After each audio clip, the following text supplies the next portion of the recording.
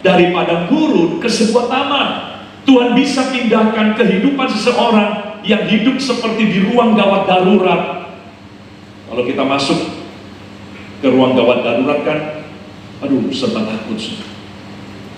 Yang nengok aja takut, apalagi yang tidur di situ, apalagi yang terbaring di situ, semua serba menakutkan. Ya, dan itulah ya gambaran kehidupan Yakub di Sikhem. Seperti orang yang hidup di ruang gawat darurat. Nah, Tuhan sanggup pindahkan umatnya dari kehidupan seperti ruang gawat darurat kepada ruang pesta pernikahan.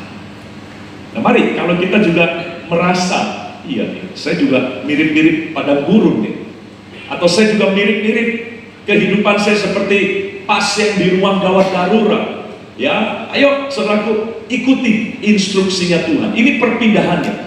Ya, perpindahannya. Nah, dikatakan bersiaplah, pergilah ke Betel, tinggallah di situ dan buatlah di situ mezbah bagi Allah. Jadi next, yang pertama, ya, solusi dari Tuhan adalah mari bangun keintiman yang baru dengan Tuhan. Betel itu berbicara tentang rumah Allah. Bet-el, Bet Elohim. Bet itu pondok atau rumah. El itu Elohim, artinya Allah, ya. Jadi ketika Tuhan berkata, Yakub, ya, kalau kamu mau menikmati sesuatu yang baru, kamu ke rumah Allah, ke rumahku. Sikhem, ya, sehebat apapun ekonominya, di Sikhem tidak ada budaya untuk menghormati Allah.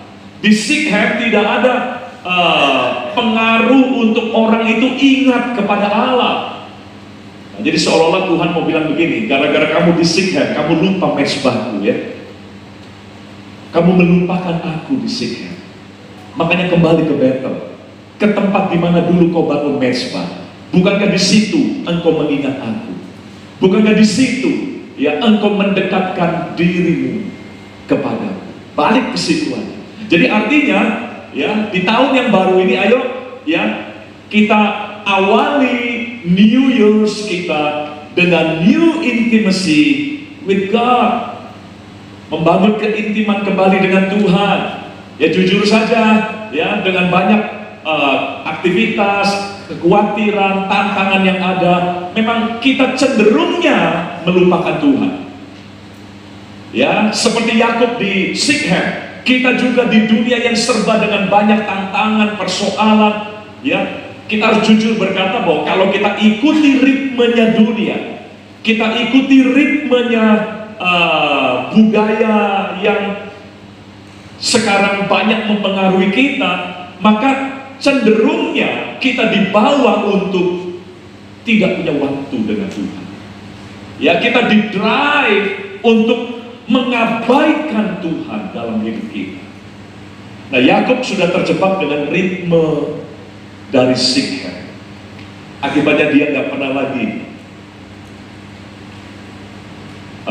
mendekatkan diri kepada Tuhan. Makanya perintah pertama, balik ke Betel. Hari ini juga ya kehendak Tuhan untuk kita di awal tahun 2025, ayo bangun kembali keintiman kita dengan Tuhan. Beberapa ayat yang saya mau ingatkan kepada kita, ini bukan ayat-ayat yang asing buat kita. Yang pertama Mazmur 73 ayat 27 bagian A, dikatakan demikian, ya, sebab sesungguhnya siapa yang jauh daripadamu, ya, dunia berusaha menjauhkan kita dari Tuhan. Makanya dunia drive kita untuk mengikuti ritmenya, ya, ritme dunia yang cenderung membuat kita jauh dari Tuhan.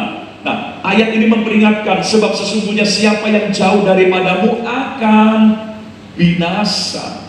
Binasa bukan masuk neraka, ya, bukan. Karena kita diselamatkan bukan karena kita intim sama Tuhan.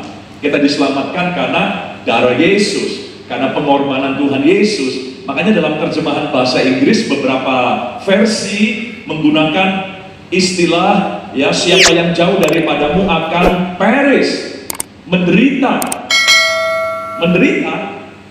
sekalipun dia